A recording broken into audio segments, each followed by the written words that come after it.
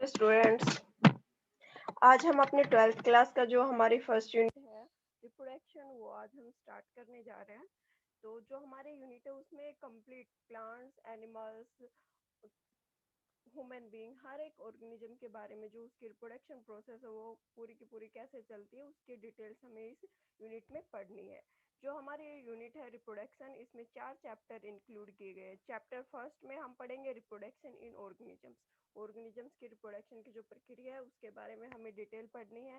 Second chapter है हमारा, उसमें हमें पढ़ना है reproduction in flooring plants. Flooring plants में रिप्रोडक्शन कैसे होता है उसके बारे में पूरी डिटेल्स पढ़नी है। एंड जो थर्ड यूनिट है उसमें हमें पढ़ना है रिप्रोडक्शन इन ह्यूमन बीइंग।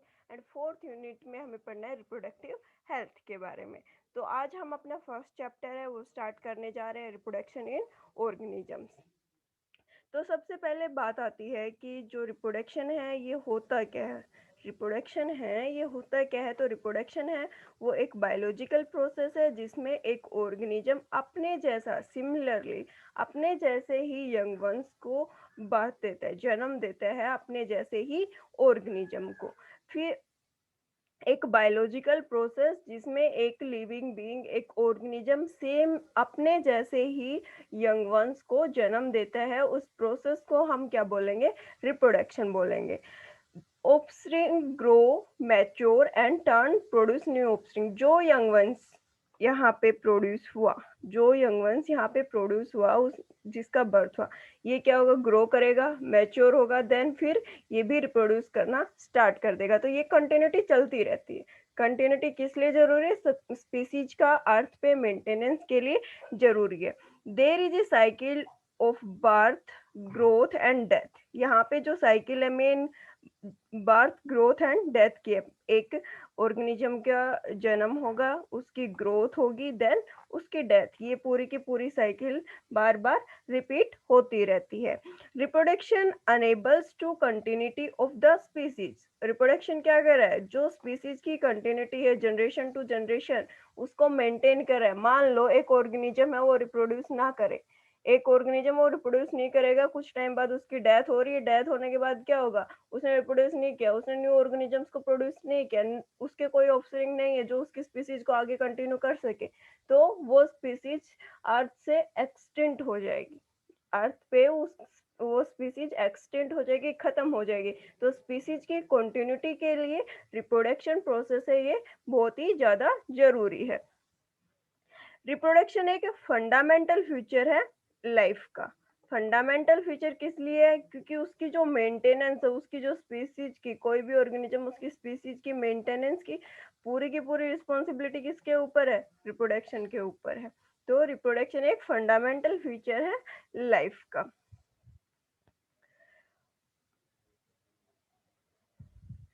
यहाँ पे फिर एक बात और आती है कि जो रिप्रोडक्शन है वो कौन कौन से फैक्टर्स पे डिपेंड करेगा कि एक ऑर्गेनिज्म है वो कैसे न्यूबॉर्न्स को प्रोड्यूस कर रहा है, कौन कौन से फैक्टर्स पे उसकी रिप्रोडक्शन की प्रोसेस डिपेंड करेगी। तो जो ऑर्गेनिज्म है उसके हैबिटेट पे डिपेंड करेगा कि वो किस टाइप के हैबिटेट में रह रहा है, उसका मतलब वो कहाँ पे रह रहा है, कौन सी जगह पे रह रहा है, ठीक है, कैसे इन्वायरमेंट में रह रहा है, उसके ऊपर डिपेंड करेगा। दूसरा उसकी जो इंटरनल फिजियोलॉजी है, जो एक ऑर्गेनिज्म की इंटरनल फिजियोलॉजी है उसके ऊपर डिपेंड करेगा कि वो कैसे रिप्रोड्यूस कर रहा है। जो बायोलॉजिकल वर्ड है उसमें बहुत सारे ऑर्गेनिजम्स का इवोल्यूशन चलता है। इवोल्यूशन की प्रोसेस है ये भी किसके ऊपर डिपेंड है, रिप्रोडक्शन में। जब रिप्रोडक्शन होगा वेरिएशन आएंगे तो इवोल्यूशन होगा। तो जो इवोल्यूशन हो रहा है वो भी किस पे डिपेंड कर रहा है, रिप्रोडक्शन पे डिपेंड कर रहा है। क्योंकि रिप्रोडक्शन हो रहा है उस टाइम पे क्या आ रहा है, इवोल्यूशन आ रहा है, सॉरी वेरिएशन आ रहा है, और वेरिएशन से इवोल्यूशन होगा। और स्पीसीज की कंटिन्यूटी है वो भी किसकी वजह से है, रिप्रोडक्शन की वजह से है।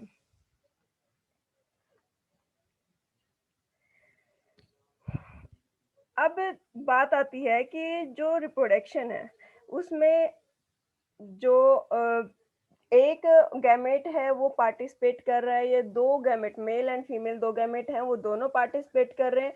तब एक न्यू ऑफस्प्रिंग की फॉर्मेशन हो रही है, न्यू ऑफस्प्रिंग प्रोड्यूस हो रहा है, या फिर सिर्फ एक ही ऑर्गेनिज्म अपने यंग वंस को प्रोड्यूस कर रहा है। तो इसके बेस के ऊपर जो हमारी रिप्रोडक्शन प्रोसेस है, इसको दो टाइप्स में डिवाइड किया गया, टू टाइप्स में इसको डिवाइड किया। किसके बेस पे?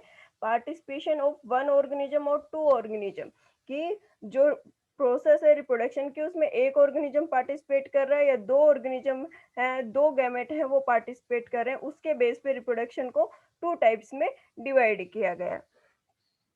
जहां पे एक ऑफस्प्रिंग प्रोड्यूस हो रहा है किससे? सिंगल पेरेंट से। एक सिंगल पेरेंट है वो बिना किसी गैमेट फॉर्मेशन के, बिना किसी गैमेट फॉर्मेशन के एक न्यू ऑफस्प्रिंग को प्रोड्यूस कर रहा है। तो उस रिप्रोडक्शन की प्रोसेस को क्या बोलते हैं? Asexual. Asexual mode of reproduction में क्या होता है? सिर्फ एक सिंगल पेरेंट है, वो डिवाइड करेगा एंड अपने न्यू यंग वंस को प्रोडक्शन होता रहेगा उसमें, ठीक है। फिर दूसरा आता है सेक्सुअल रिप्रोडक्शन। सेक्सुअल रिप्रोडक्शन में क्या होता है? टू पेरेंट्स की, दो अपोजिट सेक्स पार्टिसिपेट करेंगे उसमें, और उनमें फ्यूजन होगा, मेल एंड फीमेल जो गैमेट है दोनों का फ्यूजन होगा। और फ्यूजन के बाद फिर न्यू ऑफस्प्रिंग प्रोड्यूस होंगे।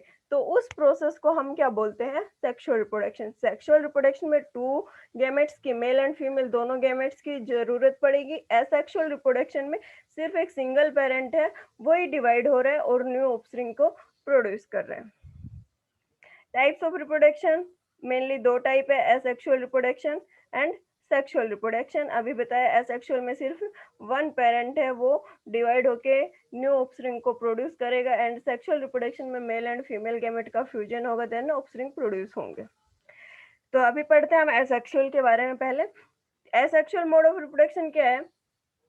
सिंगल सेल्ड ऑर्गेनिज्म है, उन्हीं तक लिमिट नहीं है। जो ये हम ये नहीं बोल सकते कि जो सिंगल सेल्ड ऑर्गेनिज्म है सिर्फ उन्हीं में सेक्सुअल रिप्रोडक्शन होगा। इस चीज के ऊपर ये डिपेंड नहीं करता। यहाँ पे ये चीज हम मानते हैं कि भाई एक सिंगल पेरेंट है, वही डिवाइड होके न्यू ऑफस्प्रिंग को प्रोड्यूस कर रहा है, लेकिन ये नहीं बोल सकते हैं कि सिर्फ जो सिंगल सेल्ड ऑर्गेनिज्म है उन्हीं में ये जो एसेक्सुअल रिप्रोडक्शन है ये होता है। कॉनिंग है वो किसकी फॉर्म है? एसेक्सुअल रिप्रोडक्शन की फॉर्म है ये भी। और ये जो ऑर्गेनिज्म प्रोड्यूस होंगे एसेक्सुअल रिप्रोडक्शन के द्वारा, जो ऑर्गेनिज्म प्रोड्यूस होंगे वो जेनेटिकली सिमिलर होंगे, बिल्कुल कॉपी होंगे, उनमें कोई वेरिएशन नहीं आएगा। उस जैसा उसका पेरेंट है सेम एज इट इज, वैसे के वैसे कैरेक्टर्स, वैसे के वैसे उसकी फिजियोलॉजी, सब कुछ वो सेम होगा जैसे कि उसका पेरेंट ऑर्गेनिज्म है। तो जेनेटिकली सिमिलर रहेंगे, आइडेंटिकल कॉपी ऑफ इटसेल्फ। जो उसका पेरेंट है उसी की वो बिल्कुल कॉपी रहता है जो ऑर्गेनिज्म प्रोड्यूस हुआ है। एडवांटेज क्या है सेक्सुअल रिप्रोडक्शन के? When environmental factor are favourable, asexual reproduction employed to exploit suitable conditions for survival such as abundant food supply, adequate adequate shelter, favorable conditions, optimum pH। जब environmental conditions favourable होंगे उस time पे asexual reproduction जिन जिन organisms में होगा वो अपने इन सारे factors को सर्च करना स्टार्ट कर देते हैं जो उसकी सर्वाइवल के लिए जरूरी है। इसका एक फायदा क्या है कि सिंगल पेरेंट की जरूरत पड़ती है, एसेक्सुअल रिप्रोडक्शन में सिंगल पेरेंट की जरूरत पड़ती है। तो जो ऑर्गेनिज्म इमोर्टाइल होते हैं, जो एक जगह से दूसरी जगह नहीं जा सकते पार्टनर की सर्च में, तो वो भी वो रिप्रोडक्शन कर सकते हैं। वो ऑर्गेनिज्म जो एक जगह से दूसरी जगह मूव नहीं कर सकते, वो भी यंग वंस को प्रोड्यूस कर सकते हैं। तो एक इसका ये फायदा है कि जो सिसाइबल ऑर्गेनिज्म, सिसाइबल मीन्स जो मूव नहीं कर सकते एक जगह से दूसरी जगह, सेडिमेंट्री जो एक ही जगह पे फिक्स है, एक जगह से दूसरी जगह नहीं जा सकते, वो भी एसेक्सुअल रिप्रोडक्शन के द्वारा ऑर्गेनिजम्स प्रोड्यूस कर सकते हैं। इसमें जो पॉपुलेशन है एसेक्सुअल रिप्रोडक्शन में, पॉपुलेशन है वो एक्सपोनेंशियली इंक्रीज होती जाती है क्योंकि प्रॉपर न्यूट्रिएंट्स मिल रहे हैं। अभी हमने यहाँ पे पढ़ा अबंडेंट सोर्स सप्लाई हो रही है, फूड सप्लाई, सारी चीजें उसको मिल रही है, उसकी फेवरेबल क्लाइमेट कंडीशंस है, पीएच वगैरह सब कुछ उसके उसकी जो कंडीशंस उसको रिक्वायरमेंट है जिस जिस कंडीशंस की उसके अकॉर्डिंग मिल रहा है। तो यहाँ पे जो पॉपुलेशन ग्रोथ है वो एक्सपोनेंशियली होगी। जितने भी उसको रिसोर्सेज चाहिए वो सारे के सारे उसको यहाँ से मिल रहे हैं। फिर बात आती है जो एसेक्सुअल रिप्रोडक्शन था उससे ऑर्गेनिजम्स प्रोड्यूस हो रहे थे, तो फिर सेक्सुअल एक ऑर्गेनिज्म से प्रोड्यूस हो रहे थे, फिर सेक्सुअल रिप्रोडक्शन की कहाँ जरूरत पड़ेगी, सेक्सुअल रिप्रोडक्शन क्यों जरूरी है। तो ये जो बायोलॉजिस्ट है उनके लिए एक मेजर पजल बना हुआ है। अभी भी इस चीज के ऊपर सर्च जारी है कि एक्चुअल एसेक्सुअल रिप्रोडक्शन के बाद सेक्सुअल रिप्रोडक्शन की जरूरत क्यों पड़ी। इसके ऊपर आज के टाइम भी साइंटिस्ट लगे हुए हैं।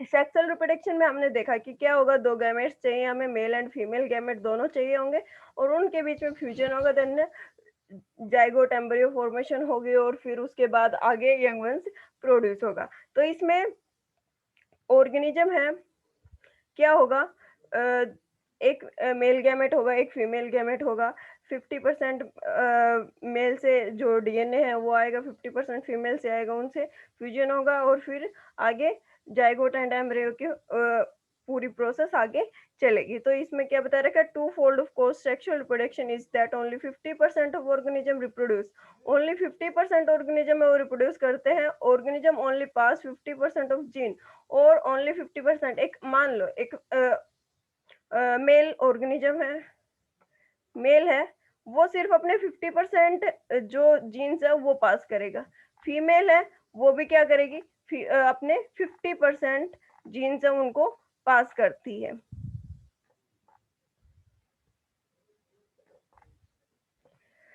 Many organism can reproduce sexually as well as sexually, बहुत सारे ऐसे ऑर्गेनिज्म हैं जो सेक्सुअली भी रिप्रोड्यूस कर सकते हैं और एसेक्सुअली। उनको फेवरेबल कंडीशन मिली उस टाइम पे तो वो क्या करेंगे, सेक्सुअली रिप्रोड्यूस करेंगे। यहाँ पर हम एग्जाम्पल ले सकते हैं, जैसे कि यहाँ पे दे रखा है एफिड्स, स्लाइमोड्स, सी एनिमोन और सम स्पीसीज ऑफ स्टारफिश। इसके अलावा एक कॉमन सा एग्जांपल है अमीबा। हमने 10th क्लास तक अमीबा किसमें पढ़ा, एसेक्सुअल मोड ऑफ रिप्रोडक्शन में पढ़ा, जहाँ पे फ्यूजन होगा वहां पे पूरी की पूरी डिटेल पढ़ी थी, बाइनरी फ्यूजन, मल्टीपल फ्यूजन। तो बाइनरी फ्यूजन में हमने अमीबा का एग्जांपल लिया और उसको एक्सप्लेन कर दिया कि भाई अमीबा में क्या हुआ, बाइनरी फ्यूजन हुआ, ये डिवाइड हो गई, नए ऑर्गेनिज्म प्रोड्यूस हो गए। लेकिन जब उसकी फेवरेबल कंडीशन मिली तो वो एसेक्सुअली रिप्रोड्यूस कर रही है, जब उसको फेवरेबल कंडीशन नहीं मिली तो वो सेक्सुअली भी रिप्रोड्यूस करती है। तो बहुत सारे ऑर्गेनिज्म ऐसे हैं जो sexually as well as asexually reproduce करते हैं। यहाँ पे कुछ एक एग्जांपल यहाँ पे दे रखे हैं। When food resources have been depleted, climate became hostile and individual survival is in danger. These organisms switch to sexual form of reproduction. क्या हो गया, फूड रिसोर्सेज थे वो खत्म हो गए, क्लाइमेट है वो हॉस्टाइल बन गया, मतलब उनके अकॉर्डिंग सिचुएशन नहीं है। इंडिविजुअल सर्वाइवल इन डेंजर, उसका मतलब अर्थ पे रहना भी क्या बन गया, खतरा बन गया, कि मतलब ये पता नहीं रहेगा भी नहीं रहेगा। अगर उसको कंडीशन ही नहीं मिल रही, ना फूड मिल रहा है, तो वो कहाँ पे एक्सटेंशन जोन पे पहुंच चुका है। तो उसे अपने लाइफ सर्वाइवल के लिए भी अभी ये लगने लगा है कि खतरा है, पूरा का पूरा खत्म होने के चांस है। तो फिर वो क्या करेगा, switch to sexual form of reproduction. इसीलिए हमने बोला है कि sexually as well as asexual reproduction दोनों यहाँ पे काम करेंगे। Sexual reproduction ensure mixing of gene pool, ये तो हमें पता है कि भाई सेक्सुअल रिप्रोडक्शन में क्या हो रहा है, जीन्स की मिक्सिंग होगी और जो स्पीसीज है उनमें वेरिएशन होंगे। ये स्टार्टिंग में बताया था कि वेरिएशन आएंगे, उनकी वजह से इवोल्यूशन होगा, तो अलग अलग वेरिएशंस हैं वो आ रहे हैं। Mitosis stage of sexual cycle allow the specially effective repair of DNA damage. अगर डीएनए में कोई डैमेज हो गया तो मियोसिस स्टेज है, वहां पे उसकी रिपेयरेशन हो जाती है। Sexual reproduction usually result the formation of life stage that is able to ensure the condition that threaten to offspring of an asexual parent. Sexual reproduction है, उसका रिजल्ट क्या हुआ, एक लाइफ स्टेज है, कोई भी ऑर्गेनिज्म एसेक्सुअली रिप्रोड्यूस कर रहा था, कोई भी पेरेंट है वो एसेक्सुअली रिप्रोड्यूस कर रहा था, लेकिन जो उसको कंडीशंस चाहिए थी वो उसको नहीं मिल रही, तो वो क्या करेगा, वो अपने आप को सेक्सुअली रिप्रोड्यूस करना स्टार्ट कर देगा। ठीक है, कोई ऑर्गेनिज्म है, हम यहाँ पे इवोल्यूशन ऑफ सेक्सुअल रिप्रोडक्शन पढ़ रहे हैं, तो इवोल्यूशन कैसे हुआ सेक्सुअल रिप्रोडक्शन। तो मान लो कोई ऑर्गेनिज्म एसेक्सुअली प्रोड्यूस कर रहा था, लेकिन फिर क्या हुआ कि उसको क्लाइमेटिक सिचुएशन उसके अकॉर्डिंग नहीं है, उसको फूड नहीं मिल रहा है, तो वो क्या करेगा, एसेक्सुअल रिप्रोडक्शन के लिए उसके पास फेवरेबल कंडीशन नहीं है, तो फिर वो सेक्सुअली रिप्रोड्यूस करना स्टार्ट कर देता है। Seed, spore, egg, pupae, cyst and other overwintering stage of sexual reproduction ensure the survival during unfavorable time। क्या होता है कि हमने कोई भी फ्रूट खाया, उसका सीड हमने फेंक दिया बाहर। मान लो आप कहीं पे जा रहे हो, ड्राइव कर रहे हो, घूमने जा रहे हो, रोड साइड में हमने कोई भी फ्रूट खाया, उसके सीड फेंक दिए। क्या होगा फिर उसके बाद? अभी उसके पास अनफेवरेबल कंडीशन है। जैसे ही उसके फेवरेबल कंडीशन आएंगी, वो सीड ग्रो कर जाएगा। मौसम जैसे उसके अकॉर्डिंग बनेगा, वो सीड ग्रो कर जाएंगे। सेम केस है स्पोर, एग, प्यूपा, सिस्ट, इन सब का, कि जैसे ही उनके अकॉर्डिंग कंडीशन आई, वो ग्रो कर चुके हैं। अपने अनफेवरेबल कंडीशन में सेक्सुअली ग्रो करेंगे, और जो उनकी फेवरेबल कंडीशन आएंगी, उसमें सेक्सुअली ग्रो करेंगे। स्पोर फॉर्मेशन हम पढ़ते हैं, वहाँ पे क्या उसमें स्पोर्स एसेक्सुअली भी रिप्रोड्यूस कर रहे हैं, और जैसे ही उसके अनफेवरेबल कंडीशन है, उसमें वो सेक्सुअली ग्रो करेगा।